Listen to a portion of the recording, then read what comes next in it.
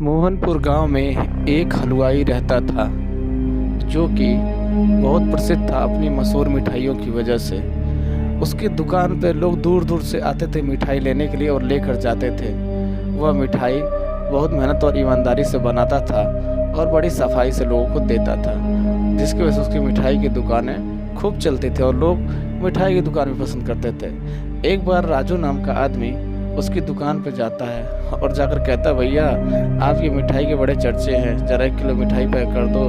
मेरा गांव से एक दोस्त आया है जो कि शहर में रहता था और वो आपकी मिठाई का बहुत दीवाना है, इसलिए ज़रा 1 किलो अच्छे से पैक कर दो पूरी व्यवस्था के साथ में। यह कहते ही दुकानदार कहता है, क्यों नहीं, हम आपके लिए तो हमेशा हाजिर हैं। उसकी मिठाई लेकर वो घर जाता है और अपने दोस्त को खिलाता है और उसका दोस्त मिठाई को खा करके खुश होता है। कहता है कि मिठाई को बड़ी सफाई से बनाया जाता है और इस वजह से उसकी दुकान बहुत चलती है।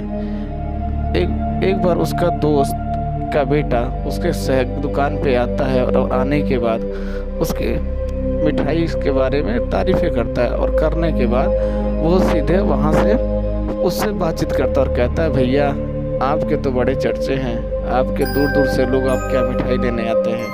दुकानदार कहता है, हाँ क्यों नहीं। और उसका दोस्त बोलता है कि पंकज बोलता है कि क्यों नहीं कि हम लोग साथ मिलकर काम किया जाए। दुकानदार कहता है कि ठीक है, जैसे ही कोई अवसर होगा हम आपको ज़रूर बताएंगे। ये कहने के बाद पंकज बोलता है कि ऐसा ही अवश्य ही होगा, लेकिन वो उसकी सारी तरकीब जान जाता है और तरकीब जानने के बाद वो मिठाई जो होती है उसको आइडिया को लेकर के पंकज बहुत खुश होता है। उसके बारे में सामग्री के बारे में बात करता है और बात करने के बाद उसके सारे मिठाई के सीक्रेट जान लेता है। यह बात सुनते ही दुकानदार बहुत खुश होता है और उस अपने दोस्त के बेटे से कहता है कि ठीक है, हम लोग साथ काम करेंगे, लेकिन तुम मेरे साथ ही मेरी मदद कराओगे पहले, क्योंकि अभी तुम काम में परफेक्ट नहीं हो।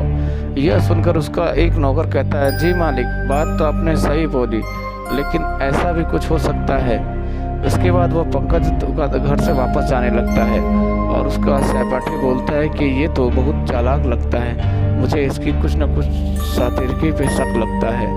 यह सुनकर वो बहुत खुश होता है और खुश होकर के उसके जानकी पे चेहरे का एक्सप्रेशन उसका बदल जाता है और कहता है कि हाँ, सचमुच में कुछ न कुछ ऐसा होगा, लेकिन इसके बात की कुछ तो अलग है, लेकिन पहचानने की बात करें तो ये थोड़ा अलग लगता है। और यह उसके नौकर ने भी कहता है, हाँ मालिक, बात आपकी सही है, इसके भेदभाव रंग रूपरेखा से ये अलग लगता है, इसलिए हमको इसकी मदद नहीं करनी चाहिए।